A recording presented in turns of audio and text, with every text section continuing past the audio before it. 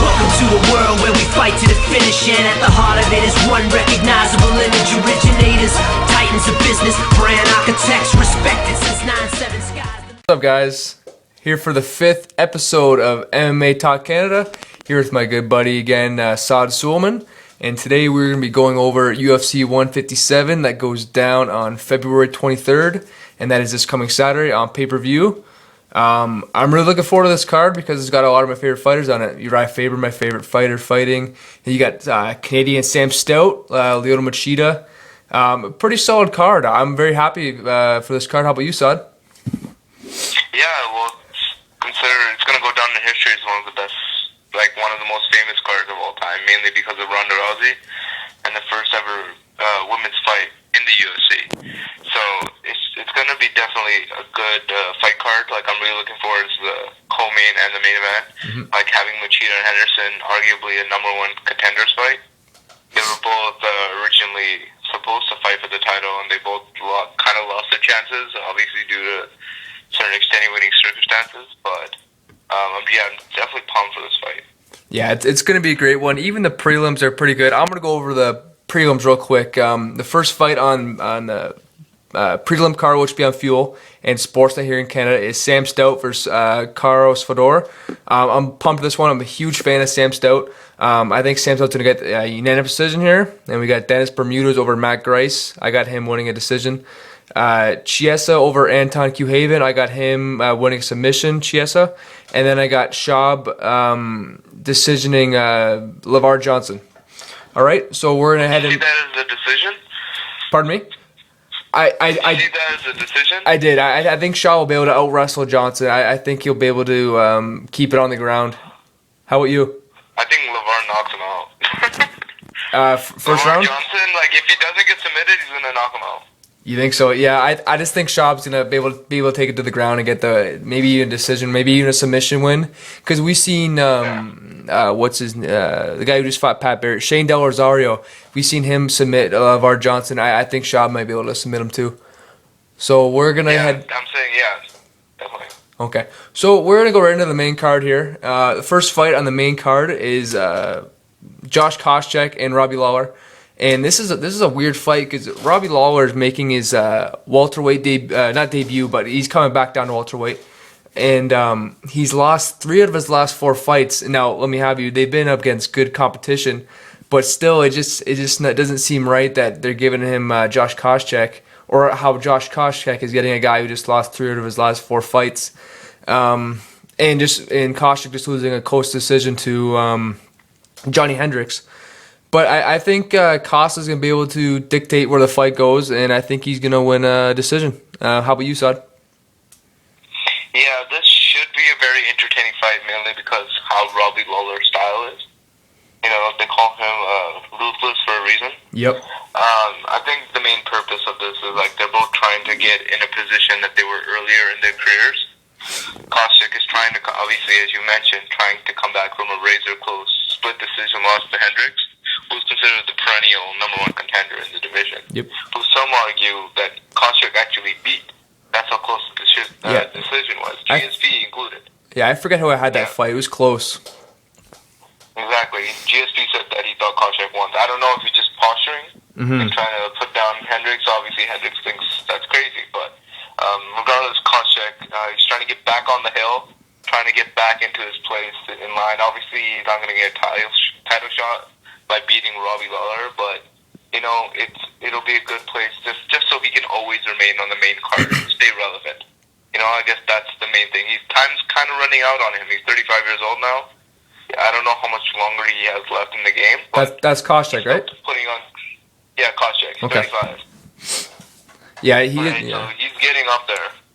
Yeah, I think he's almost in purgatory at welterweight because he's fought George St. Pierre twice now, and we all know what happened in the first fight was a little closer, but the second fight George just demolished him pretty much. So I don't know if he's gonna stay at welterweight or if he's gonna go up to middleweight maybe, because he said he's been interested in going up there, but I just can't really see him getting another title shot up in that division. How about you, Asad? No, even just a middleweight. That's Anderson Silva's division. So he'd be kind of crazy to even like bother going up there. You know what I mean? Yeah, true. I think he stays where he is in welterweight. He stays as a gatekeeper. It's not a bad role. You know, you make good money, you put on exciting fights, and you always stay relevant. People will always be talking about you. That's that's not such a bad thing. So just quickly talk about Lawler for a second. We just don't talk so much about Koscheck, but Lawler's coming off a loss right now to Lorenz Larkin. Right, Larkin was a big guy though, so you can't blame him, right? He's technically Larkin used to fight light heavyweight, and Robbie Lawler, he fights a welterweight now, right? So this shows you the size difference. He's not too old, so a comeback is not out of the question, but he does have a lot of miles on him. As you said, he's lost a bunch of his last fights, and I just think he's so outmatched here. I think Koscheck is just being set up to win and win impressively. I'm gonna pick Koscheck. Yeah, I'm pumped for this one too. Koscheck always gives a good fight, and we both got him winning the fight. So the next one we're to go into is Josh Neer and Court McGee. And the story of this fight, they're both coming off 2 losses. One of them needs to get a win, and one of them is going to get a win on Saturday night, unless it goes to a draw. But I predict this is going to be a good fight, standing up. This was a prelim fight originally, and then Chad Mendez had to withdraw. Manny Gamburrian had to withdraw due to injury. But I think it's going to be a good decision, a good fight. McGee's going to be the bigger guy because he's dropping down to 185. I'm predicting Court McGee to get a decision here. I just think that Court will be able to keep the fight standing and hopefully pick apart Neer in the feet and get a decision win. And how do you see this fight going down, Saad? Well, I don't even know what McGee's nickname is, but Neer has an awesome one The called Crusher. The Dentist.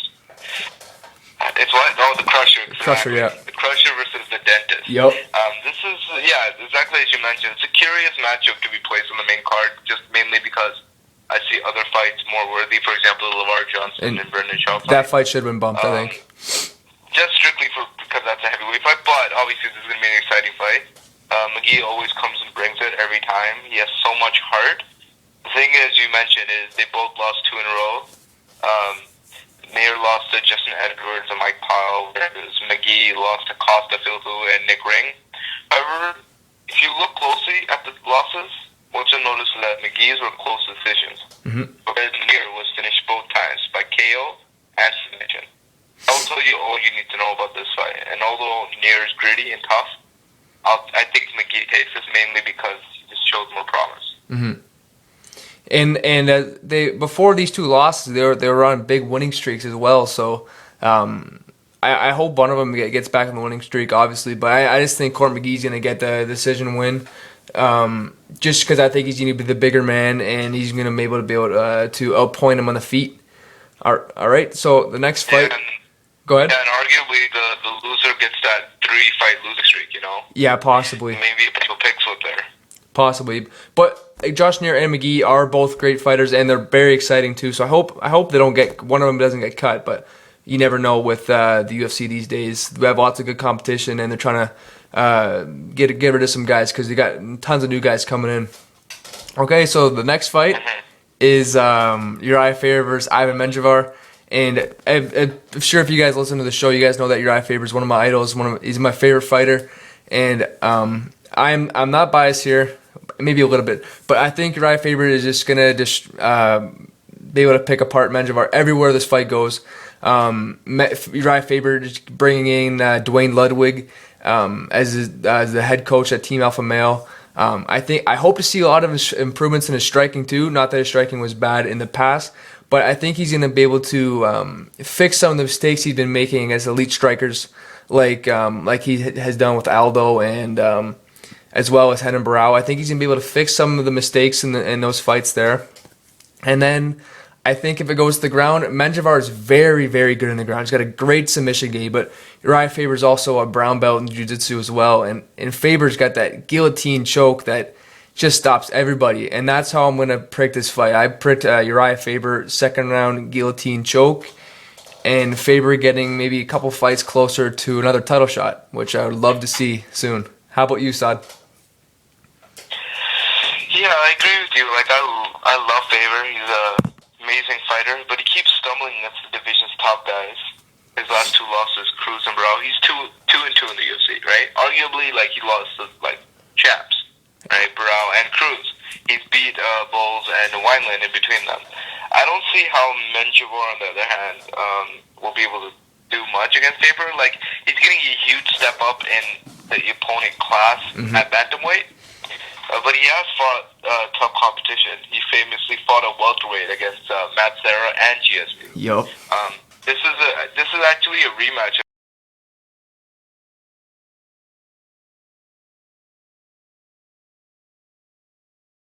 So I think the result will be the same in the sense of Menjivar losing. I don't see how he's going to get submitted just because he's so crafty on the ground.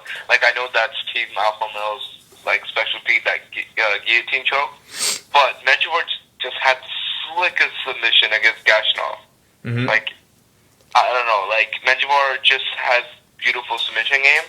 I don't see how he's going to be able to be submitted, but I think that essentially what you're looking at is probably a decision loss, just because Faber's that good. He's always been top. When you put a title in front of him, he somehow loses. So I'm gonna pick Faber, but don't see him getting a title shot again. So if Menjivar does somehow pull off the win, you could arguably see him in the title picture soon, just because a win or a Faber means so much. Yeah. In my opinion, not to be biased here, but I was actually watching I rewatched I've been watching the Faber fight versus Cruz. I've watched it a bunch of times, but I actually watched it with one of my buddies, and I always see Faber winning that fight, and my buddy had to win the Faber winning the fight too, 3 rounds to 2.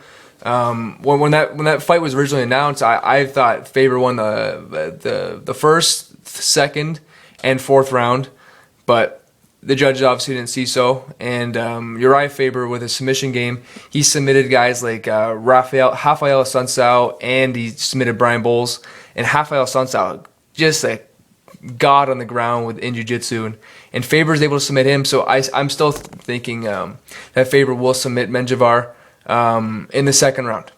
Okay, so yeah, I had Faber. I think I had Cruz winning that fight, 48-47. Like, back. But the thing is, they had a rematch already planned for last summer. Oh, I was so pumped for that. This whole injuries, I guess, started occurring, right? Yep. Like, they coached the Ultimate Fighter together, so he was actually next in line for a title. So arguably, I'm actually going to retract my statement. If he does win, there's arguably a chance that he might get the next fighter or a next top contender's fight, just because he was actually slated to fight Cruz again. So, you can make a case for that. Exactly. I think Faber wins this fight against Menjivar and then gets handed another top guy. I can't really name any names right now because I haven't been thinking at the division right now.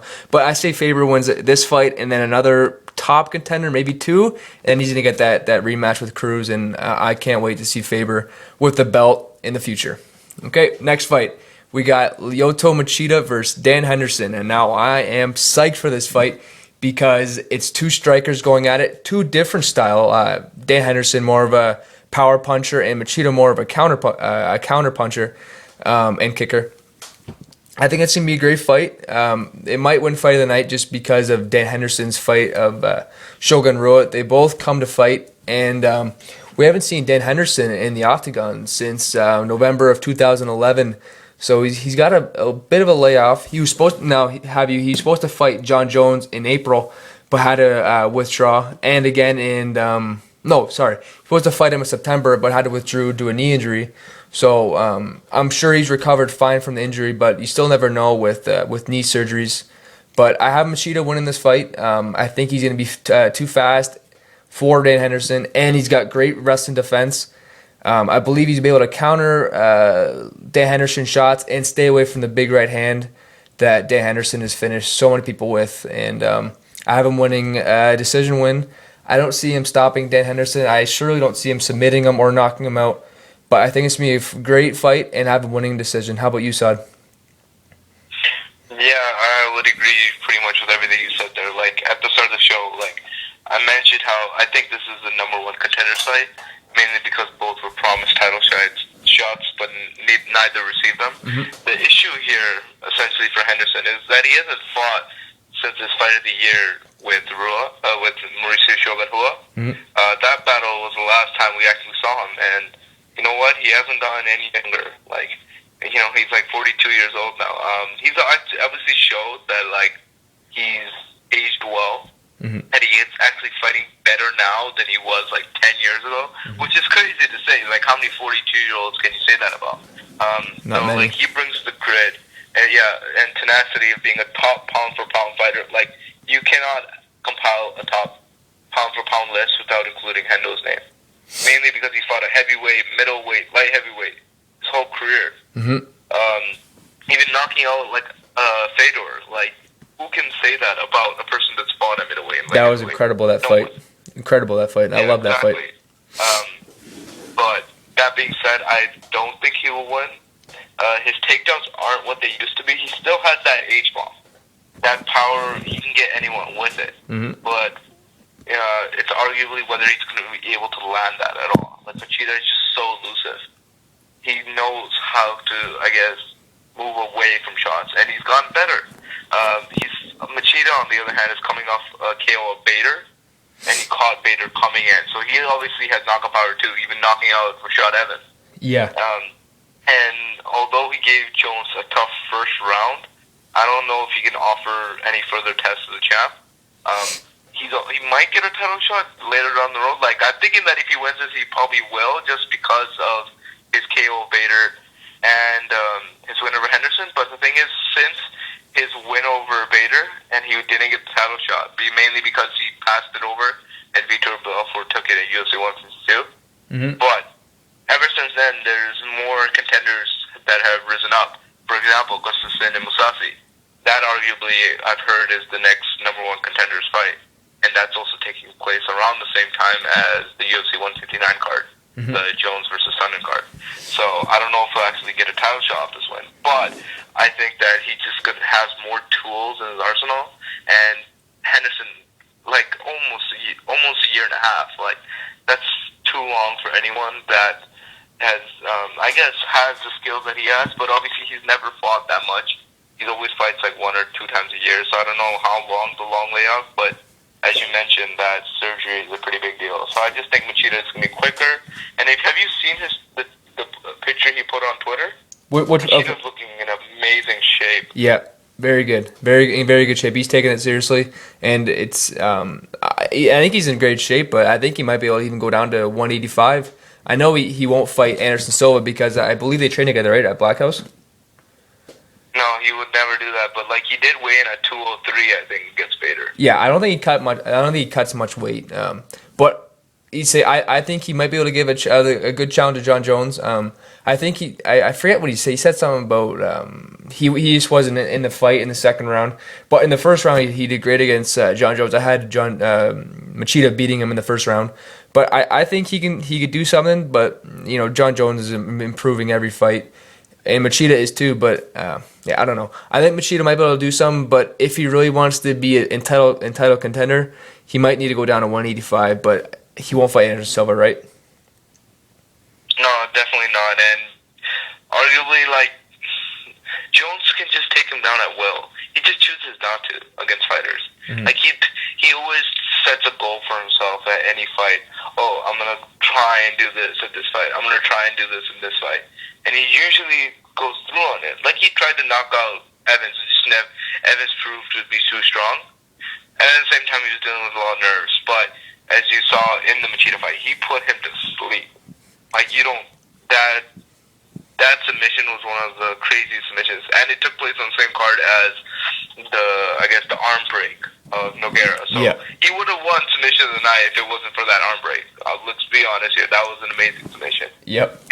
So obviously it might be different next time, but I don't see how Machida can do anything to John Jones. John Jones is just on another level. He's on another playing field from everyone else. Now, I will give it to this is going to be exciting. Machida. I think that one combo that he had on John Jones, the 1-2, is still the hardest John Jones ever been hit so far in the UFC. All right, so next fight, the main event, the first women's UFC fight. And since it's been around since '93, good fight, good opening one. We got Ronda Rousey and Liz Carmouche And now Liz Carmouche, a lot of people don't know her. Actually, a lot of people don't know any of the women's fighters because they're pretty new. The issue just getting stardom in Strikeforce 2011, 2012. But I think she's a good challenge for Ronda Rousey. But I still have Ronda Rousey winning by first round armbar. I don't think anybody is stopping that first round armbar or that armbar in general. I can't see anybody doing it. I just have her beating everybody in the division. Now we got new people coming in like Sarah McMahon, and one of them's a judo, another judo fighter. So that'll be interesting to see. But I don't see how anybody could beat her unless Cyborg fights her. But still, I have Ronda Rousey beating Liz Carmouche at UFC 157 with a first round armbar. How about you, Saad? Pretty much the same, eh? Yeah, I agree. I think Rousey's going to win it. I hope it'd be armbar just because it'd be an amazing sight to see. But, there's always a chance that Rousey chooses to strike with her. She's been working on her striking at Not the Big Bear. She's one of, if you've been watching the primetime her striking is great. Oh, wow. Dana White's been mentioning how their mitt work is just through the roof. Yeah, it's awesome. Even guys don't have that kind of mitt work as she does. And she's she is the armbar queen. And obviously she is the next big thing, but you could even argue that she is the biggest thing right now. So I think that she'll probably will take it by armbar again, but I wouldn't be surprised if she did something else. I'm thinking that even if she does win, she's probably going to get the winner of Tate versus Kat Zagano. Yep. That's coming in spring. And the thing with Carmouche, though, she's 5-2, and both of her losses were coming to Sarah Kaufman and Marlos Conan. Mm-hmm. And you saw what Ronda Rousey did to Kaufman, beating her in a minute, right? Yeah, So I don't see... Crazy. Yeah, I know, the thing with Carmouche, though, is, you can't count her out. She's tough as nails fighter. So there's always a chance there's an errant strike, or, Rousey gets too confident the same got to her head or something, Yeah, you never know. She's so gifted, and she's so hardworking, and, I think that Rousey's just going to find a way to take this. I think it's probably going to be a first round armbar, most likely. That's the safest bet to make, right? Exactly, yeah. 9 fights, 9 armbars. What do you think the chances is going to be, right? Exactly.